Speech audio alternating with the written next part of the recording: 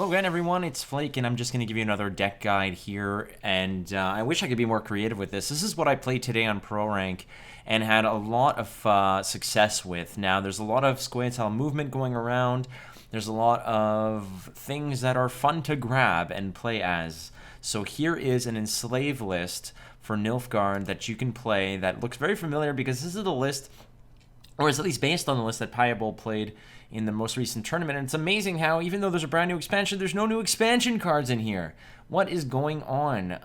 Well, we'll just walk through this and I'll let you know why. Some of the times when things don't change, that's a good thing. Change can be bad, and in this case, Enslave with Crystal Skull is the way to go. We'll go through the cards, and then I'll give you some of the basic strategy, and we can walk through there. All right, double Van Morlehem Hunter. Is there a better, more versatile 4 provision card for Nilfgaard doing Nilfgaard things? Now, melee, bleed, range, roll, lock. There's a lot of engines out there bouncing around doing silly, stupid things. Lock them down. This is a great one. And it's also an aristocrat. Now, if there's nothing to lock, we'll just plop him in the front row, give bleeding, and you'll at least get 5 points of value off of it. We also have Magni Division. 1 times Magni Division. This is a card that, again, play proactively. If it's left alone to its own devices, it could be problematic for your opponent. It's just a 4 provision filler card that can get the job done when it needs to. We have also Fangs of the Empire ×2. Give poison. A 4-for-4 body trade-off is nice. Sticks with the Nilfgaard devotion, and it's a great card to have because it does what Nilfgaard wants to do, which is poison things and make pains in the ass. All right. Battle prep. This is a tactic. We're playing Enslave, so we need some tactics. Enslave 5 means we need 8 tactics. And battle preparation is most likely just mulligan fodder. You're rarely going to really be wanting to hang on to this for any reason, but should you grab it, again, there are some soldiers in the deck that can get all the boost that you need. It's a 4-for-4 provision trade-off. It's also a good way to, if you're absolutely screwed and have no proactive play on blue coin, you can always just Menno into battle prep, and at least you'll have some points there. All right, 2 times Tourney Joust, a good way to just get rid of those pesky engines early on. And yeah, if necessary, protect your own units as well. Battle prep, 4 provisions, another tactic. Again, just filler, but also good for the control game. Fire Scorpion got a little bit of help here, getting 1 point of armor. It's wearing a hat now, and it does what it did before. Play a tactic and gain a charge. You can go ahead and fire off and clean up a lot of problematic units on the other side of the board with this. Assassination at 5, another tactic doing 6 damage. The reason why we're not playing something like Coded Weapons, let's say, to go ahead and deal 5 uncontested points, because if you're doing assassination to something with 2 flanks, it's only doing 4 points of damage. So you'd think, well, at least put in something like Coded Weapons or whatnot where you can do 5 damage, no problem. The problem with that is that a lot of times the thing we want to kill, we don't want to put on top of our opponent's deck, right? We do not want to give them another Catwitcher or another Sentry or another boat, frigate or something. We don't want to do that. We just want to kill it. We don't want to see it again. So assassination that typically helps with that. I have 1 times Amnesty. I'd play 2 again, just find it problematic to find more room for this. I know it's just 1 provision that we can kind of shave off somewhere, but this deck is really concise in terms of how it uses its provision. This is a great card that can steal things that are an issue, things like Temerian Drummers. If you want, you can sort of ping down and steal Catwitchers, etc. Amnesty is a very effective tactic in terms of disrupting, but also getting exceptional value out of your opponent. Roderick is an aristocrat that can go ahead and find your other aristocrats should you need them. Roderick is also good at double proccing Masquerade Ball in 1 fell swoop, especially effective against Scoia'tael that might be able to use Dryad's Caress to clean up and purify. Roderick is a very good card, obviously a tutor effect, and a good target as well for coup de grace. Van Morlehem Cupbearer. Purify is usually where you're going to be playing this, but you don't feel too upset if you suspect that Purify is not really going to be something you need to worry about. Use it for poison, couple it up with your Fangs of the Empire. Also has the Assimilate should you want to get a little bit of extra sauce. Again, when your Fion spawns Battle Order, it'll proc the Assimilate, believe it or not. Amazing how these things just kind of work out. Menno is your typical, every faction has one, a 2 strength, 8 provision tutor. In this case, it's for a tactic card. You got 8 tactics in your deck, so you'll never really, you'll never really shoot blanks with this guy. Not to mention, he's going to hopefully go ahead and get your coup de grace. That's what you want with this. You want your coup de grace to be recycled and come back later. But Menno is the same Menno he's always been and forever shall be. Here's Hefty Helga. Hefty Helga is a wonderful card. It's got a shield on it straight away, and damage to units, charge 1. Now, this is difficult to play against Nilfgaard. Nilfgaard typically plays things like Tourney Joust, which just eats this for breakfast, but a lot of other factions are going to have trouble dealing with this. Obviously, Precision Strike will just pop the shield and rebuke it, but at the same time, there's this stands tall against many of your opponent's problems. So Hefty Helga definitely finds a place in any enslaved list because of the fact of the amount of tactics that you're running. Fion, Defender, protect your shit. Is there any other way to talk about this? Not to mention it spawns a tactic which has a nice little synergy with your Hefty Helga, or down here again your Diet Helgas are going to also benefit from it as well. All right, Coup de Grace. Coup de Grace got a nice little boost. It's got 1 provision cheaper and 1 damage better. So you are going to definitely feel that 1 extra damage that it does. I promise you, you are going to have so many more opportunities to use this not on a spy, to use this on other units that are just doing what they do best. Pair it up with a ping from a Helga or a Diet Helga and just go ahead and use it brilliantly. I used this in such spectacular ways offensively, and I promise you that if you can get very creative and very selective with the pings that you're going to be firing off and coup de grace, this is an auto-include, I feel, in so many Nilfgaard lists. And Yen's Invocation, just cleanly swipe off something from their your opponent's board that they're going to, not want to see later. I like grabbing Anseus, and then I like using Joaquin to play Anseus and laugh at them, as Anseus does to them what Anseus did to me, only much more spectacularly. Vincent van Morlehem, deploy, destroy enemy unit with status. It's a vampire, it's an aristocrat. If you're playing against a Vi deck, just kill those massive Ekimars that come out. This also kills defenders, kills shields, kills things with veil, kills things that are locked, kills things that are poisoned, just kills things. I mean, look at him, he's laughing. He's already killed things, clearly. He somehow decided it was a good idea to have blood with white gloves on. Dear God, get the OxyClean. Okay. Joaquin de Wet, we spoke about this once before.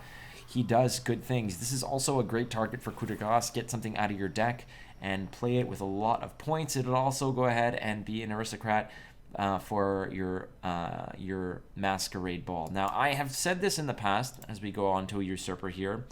Usurper, we are playing Devotion, so you'll get all the way up to the 3rd evolution, the Charizard, the Blastoise, the Venusaur, if you will, of Gwent. Usurper Emperor is very good at synergizing very well with all your other things. Not to mention he boosts by 1 whenever you play an agent. There are agents in this deck. Not to mention agents are your Fangs of the Empire, for instance, is an agent. And he will boost by 1 when you play him and play the Fangs of the Empire that spawn out of your Masquerade Ball. It's so annoying that you have to lean on this card, and it did get nerfed a little bit. But playing Masquerade Ball is something that Nilfgaard seems to need to do in order to have a viable threat for a long round or for a short round or whatnot. It's unfortunate that this is how it has to be, that Nilfgaard needs to continuously rely on this scenario. But you can win without this, and I have won without this. But Masquerade Ball is a tale as old as time, and I do not need to explain why this is a good card. Nonetheless, what is the basic strategy? Well, in round 1, you want to be dropping something proactive like Fire Scorpion or Hefty Helga. Protect it with Crystal Skull to dodge things like locks, and you'll be right under that umbrella of Vanilla Geralt, etc. Now, depending on what you're playing against, you're susceptible to all kinds of other things. Nilfgaard especially can do some damage, but you want to set yourself up for with Hefty Helga or as Fire Scorpion. Don't go, don't go full Northshire Cleric is the old school saying from Hearthstone, but in this case, don't try to overwhelm your opponent with 2 Fire Scorpions and a Hefty Helga and think that things are going to go well for you later on. Pace it out. You really only need 1 Hefty Helga or 1, maybe 2 Fire Scorpions in round 1 to be threatening. You can get your Amnesty going, get all your other stuff happening, be fairly proactive with your Fangs of the Empire in round 1 if you want to defend the round, find what is problematic. But again, I mean, this is more of a overall statement. When you identify what your opponent's win condition is, then you can decide how you want to disrupt it, what you're going to be picking up with Yen's Invocation, what you're going to be swiping with your Enslave ability. Typically against things like Squayatel Movement, your Enslave is best used to steal their Cat Witcher, and your locks are best used on their sentries. And your swipe, your lift, your Yen's Invocation is best used on that son of a bitch who comes in and does a whole bunch of work bouncing from row to row. Lift that, play it, and watch as you have a better Squayatel board than they have a Squayatel board. But again, that's just all said and done. Again, this is a no BS list. There's really no new cards in it, which is ridiculous because the new expansion came out. But this is the best list that I've seen work out for me lately, and it chews up Northern Realms, and it definitely chews up Squayatel Movement. I haven't played against it with Vi. I just haven't come up against Vi. But either way, there's the list for you. So enjoy it, ladies and gentlemen. Once again, I will put another game. I'll put a game that I used with this list against Squayatel Movement, so you can see just how effective it is against that list, and basically put the deck's money where the deck's mouth is. If the deck had money or if the deck had mouth. Nonetheless, my name is Flake. Thanks for watching. Be kind to one another. I love you all. Twitch.tv/WatchFlake and Twitter @WatchFlake. I do stream every single day, so come check me out. All right, adios. Love you. Goodbye. I mean, Mace Windu's pretty cool. Yoda is fucking Yoda. But if you're going to go down the route of having a mentor, Qui-Gon Jinn is the man. Teaches you to think for yourself. Think independently, ambitiously. Be mindful. Know what's right, what's wrong. Go for it. Qui-Gon Jinn trained like the most amazing Jedi duo of all time. Anakin and Obi-Wan. And he trained them both. And then they went out there and fucking smoked shows. Here's more ST movement, because that's all that is being played, apparently. Well, well.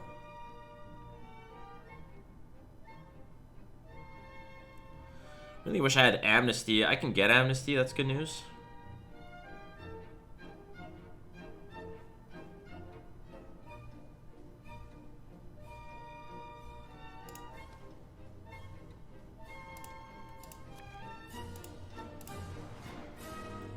I keep forgetting to upgrade this.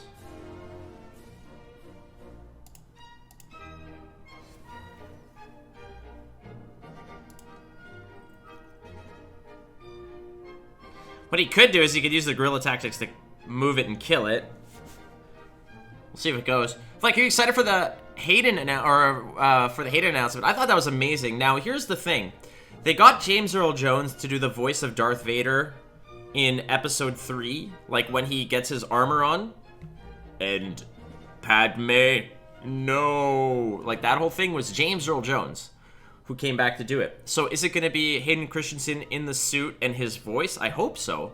I really hope so.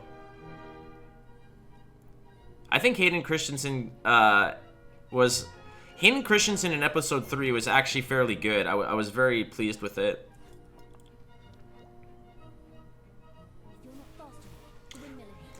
Falmer Farmer says, hi, I am a beginner. Which faction is good to begin with? How does the meta look like? If you are a beginner, my friend, I would definitely recommend that you start with something like Monsters. Monsters is very much a suitable for starters. Monsters with Thrive is definitely something you want to try. It's very straightforward. It's very aggressive. I don't think you could play Monster Thrive in a bad way. You could play it aggressively. You could dry pass. You could do whatever you want. Long round, short round, you'll definitely have some success. I'm not stealing one of these. It's not happening.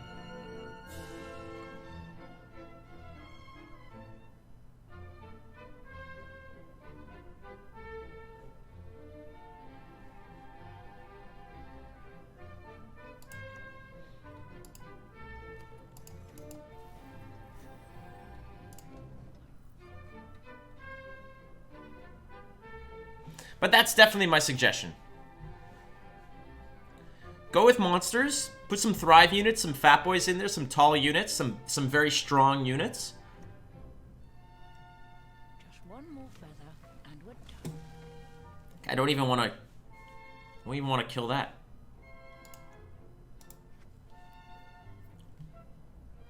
I guess we will. Like, I think he's just tossing out some trash here. Like, I am so far ahead of this guy. I wish I was on red coin, but what are you gonna do?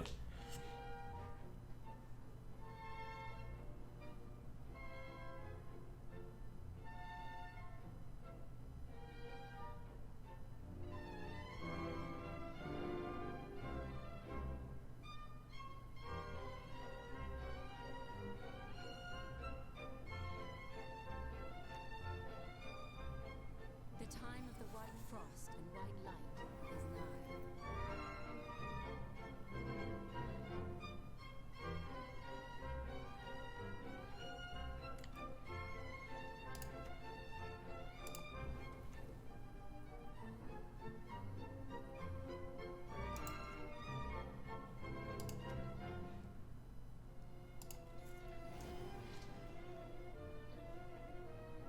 It's the best amnesty you'll ever see in your life.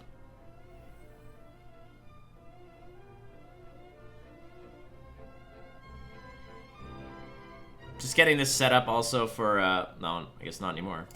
I was getting it set up for something. Hayden was also the one who wears the suit in the end. Hope there will be scenes where you can see Hayden disfigured in his chambers meditating. I hope so too. I really think that that's what they're trying to do, is they're trying to get him to where he's still, yeah, in his meditation chamber, still maybe getting back to treatment to help him, like, with his scars and such.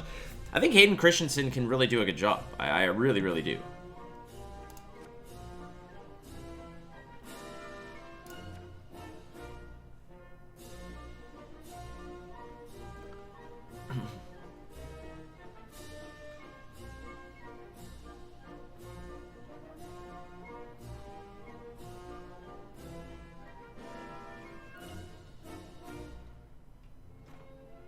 They brought back James Earl Jones for the Lion King remake, and he was not the same. Not sure how he'd do as Vader again. Obviously, if he wants to do it, you don't say no. Marimba's kind of right there.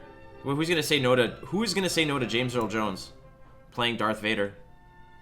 I have everything I need. The rest I draw is all bronze garbage. We're good.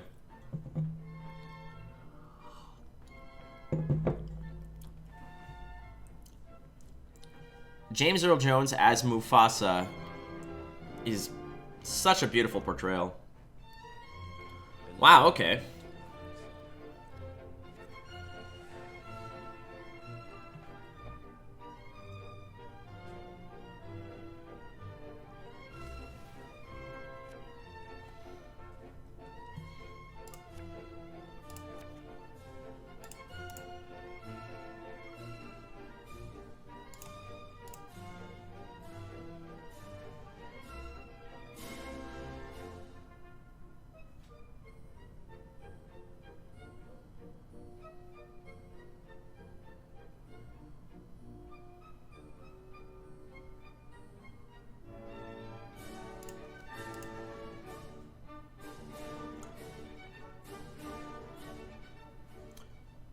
Yeah, his best role was Tulsa Doom. Remember that one? Tulsa Doom? What was that? Beasts below. Don't know which is worse. You smell it? Victory is on the wind.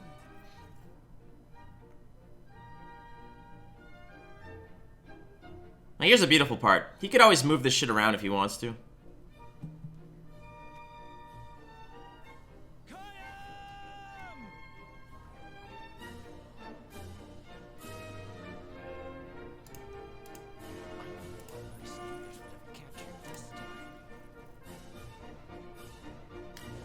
Oh, it's the villain from Conan. I've never seen Conan. All I know is the Lamentations of the Women.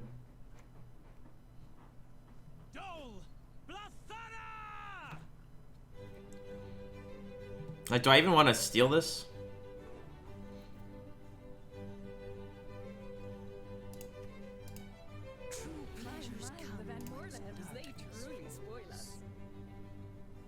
What's up, AK Red Storm? Games are going okay. We're kind of finding our groove with Enslave. Enslave with no new cards. Yeah, I work for the poor. Better than working with humans. I mean, we steal this every day of the week, right? That's always our steal.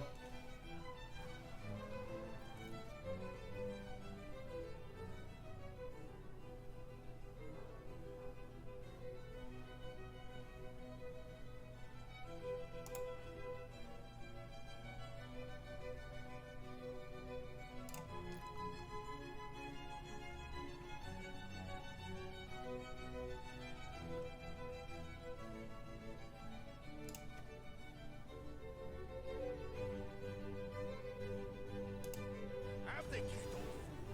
Prepare to suffer and die. Drinking can be hazardous to your health.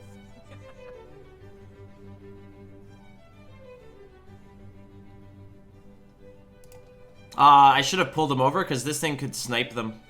We don't want that.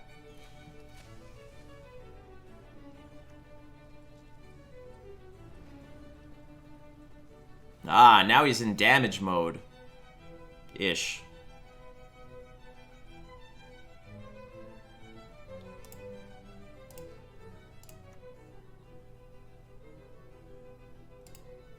The Empire will be victorious. I never miss.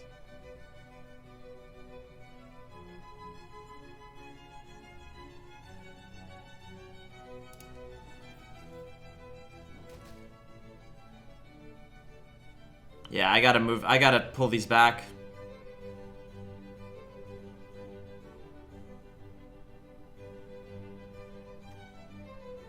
Next time it'll be personal.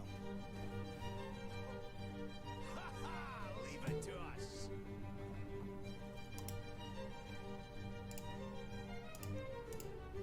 Barbarian soul.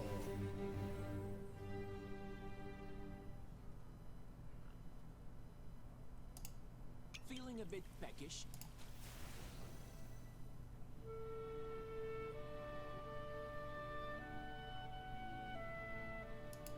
The Vormorlahams detest intruders.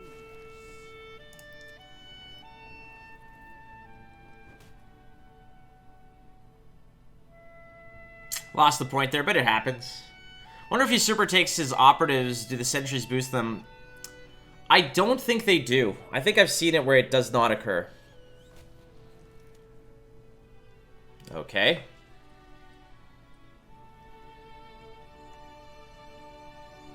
You fight me, or you watch her. Okay, so there's that whole thing.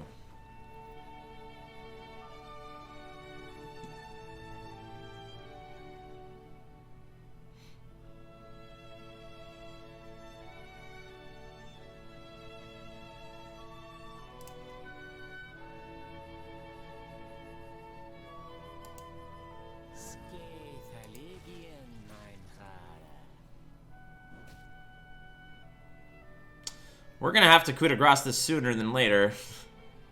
Because my own Viper Witcher is gonna do some damage to it. Hush, you monster. Don't growl a word.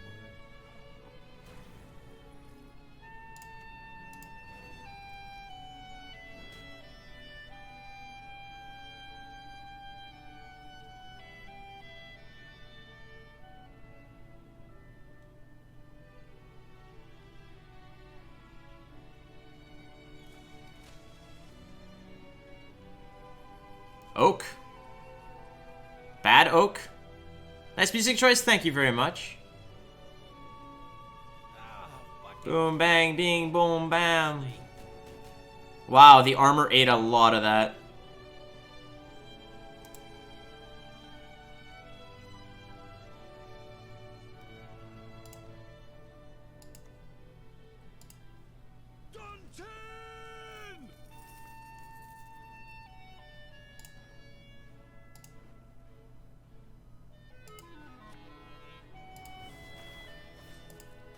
Enough! Let us finish this.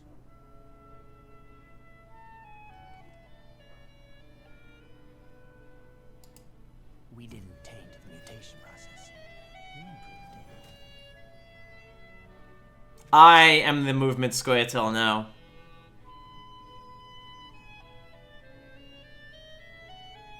Not that this does anything for me, but it's still a thing. By the way, is Garrus can't move if he does the effect of row? Yeah, he's stuck there and he does the row effect on his own.